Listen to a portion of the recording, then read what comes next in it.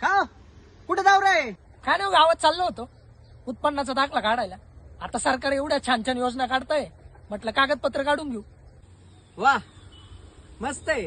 का हो? तुम्हाला नाही का एखादी अशी योजना? योजना अहो किती योजना आल्या आणि किती योजना गेल्या. मी आणि माझ्यासारखा शेतकरी जिथे होता तिथंच आहे. काही बदल नाही. का बरं असं? पण तुम्ही बघा ना, सरकारला बहीण लाडकी झाली, सरकारला भाऊ पण लाडका झाला, सरकारला सगळे लाडके, पण सरकारला शेतकरी मात्र सावत्र झालाय. शेतकऱ्याला सावत्र सारखी वागणूक देऊ राहिली. म्हणजे नेमकं काय म्हणायचं? तुम्ही बघा ना, सरकार सगळ्यांसाठी चांगल्या चांगल्या योजना आणते आणि आमच्या शेतकऱ्यांचा त्याला काही विरोध आहे असंही काही नाही बरं का. आमची माफक इच्छा आहे हो की आमच्या शेतमालाला चांगला भाव मिळावा. अहो औषधांचे भाव काय वाढून गेले, खतांचे भाव काय वाढून गेले. अहो, आमच्या शेतकऱ्याला काहीच शिल्लक राहत नाही. म्हणायला आता फक्त शेतकरी जगाचा पोशिंदा झालाय.